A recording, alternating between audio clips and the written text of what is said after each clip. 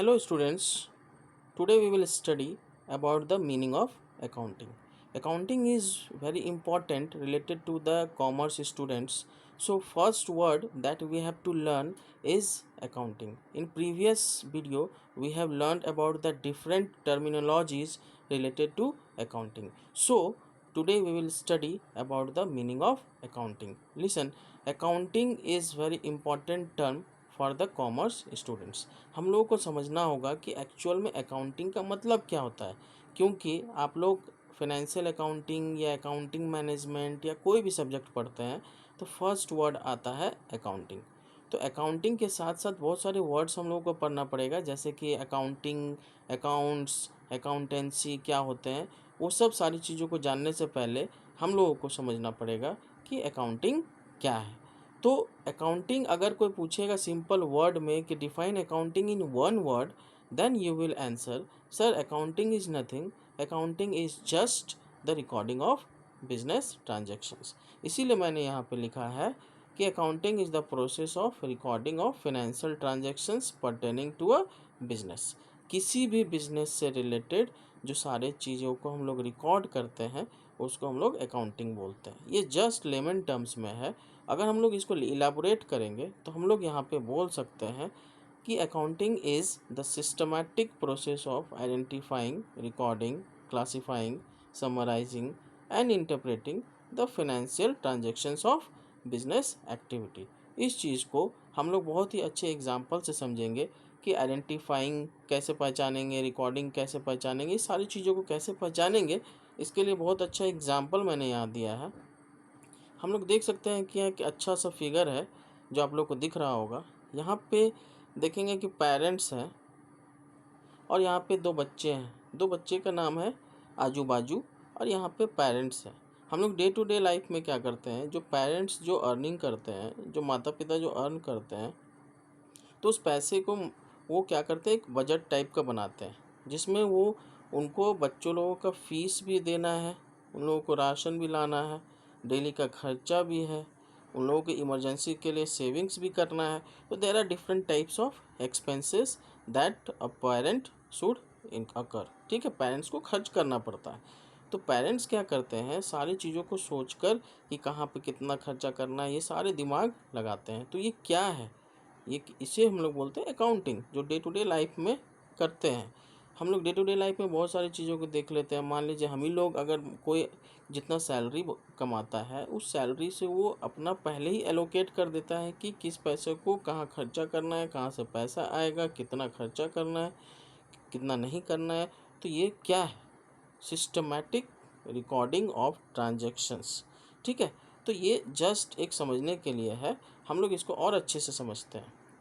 अब देखिए यहाँ पे दो लेडी है, एक लेडी है बसंती, एक है रीमा. बसंती रीमा की मम्मी है. बसंती इज़ मदर ऑफ रीमा. अब क्या है कि रीमा ट्यूशन जा रही थी. अब बसंती ने कहा जो उनकी मम्मी है कि बेटा तुम ट्यूशन जा रही हो तो एक ये लिस्ट पकड़ लो सारे सामान का, उधर से लौटते समय तुम सारा सामान लेते आना. तो मम्मी ने क्या किया, बेटी को लिस्ट दे दिया. इस लिस्ट में सारे सामान का नाम लिखा था, जैसे 2 kg ऑफ ये आलू, 500 ग्राम्स ऑफ मटर, 1 kg ऑफ गाजर, 1 kg ऑफ प्याज, ये सारे चीज़ों को लिख दिया. उनके साथ साथ डॉटर ने कहा कि मम्मी एक मुझे बैग भी दे ताकि मैं इस बैग में ले आऊँ सारे सामान को. और मम्मी ने 500 रुपीज़ दे दिए. अब क्या है कि डॉटर चली गई ट्यूशन, उधर से लौटते समय वो सारे सामान को लेके आना है. अब क्या है कि जब सारे सामान को जब डॉटर ले आई तो उससे पहले क्या क्या हुआ, आप बात को समझो. मम्मी ने क्या किया, एक लिस्ट दिया. तो ये क्या किया, लिस्ट में सारे सामान को लिख कर दे दिया. So this is the list of all items. तो डॉटर ने क्या किया, उसे आइडेंटिफाई किया कि क्या क्या सामान है. शाम को जब डॉटर घर आई तो सारे सामान को लेके आई. तो पहले क्या किया था, लिस्ट में उन्होंने क्या किया था, सारे सामान को आइडेंटिफाई किया था अपने दिमाग में. फिर उन्होंने अपने दिमाग को में रिकॉर्ड किया. फाइनली जब वो शाम को आई तो सारे सामान को लेकर आई और सारे सामान को इस बैग में भर कर लेके आई. बैग में भर के लाने के बाद वो क्या की, सारा चीज़ एक ही जगह सामान को लेके आई थी। अब मम्मी का काम था सारे सामान को सही सही जगह पे रखना। जैसे आलू को एक जगह रखना, मटर को एक जगह रखना, गाजर को एक जगह रखना, प्याज को एक जगह रखना। So this is called classifying. Okay. अब क्या है, क्लासिफाई करके मम्मी का काम था कि सारे सामान को सही सही जगह रखना। मम्मी सही सही टोकरी में सारे सामान को रख ली, और सही सही जगह सारे सामान को रखने के बाद बसंती जो मम्मी थी रीमा की, वो चेक कर रही थी कि मेरे को सही जगह सारा चीज़ रखाया है कि नहीं। तो उसको बोलते हैं समराइजिंग।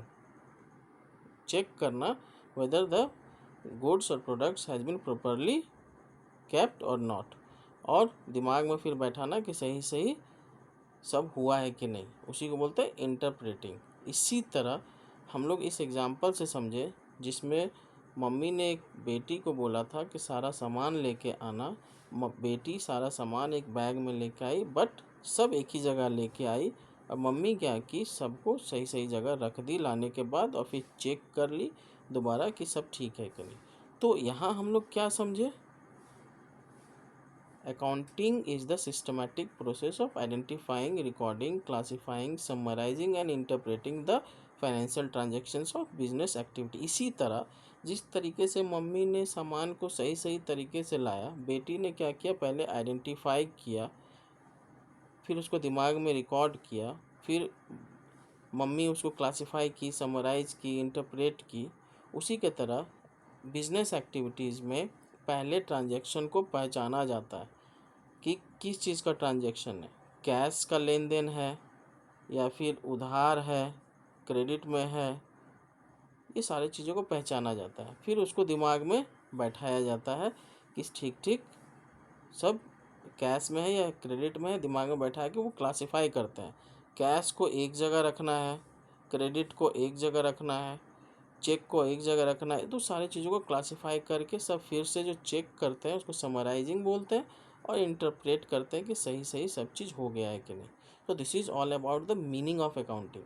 तो अगर कोई पूछेगा कि व्हाट इज़ अकाउंटिंग, तो इन one word, accounting is nothing, accounting is the systematic recording of transactions. और अगर इसको इलाबोरेट करेंगे तो हम लोग बोल सकते हैं accounting is the systematic process of identifying, recording, summarizing, and interpreting the financial transactions of any business activity.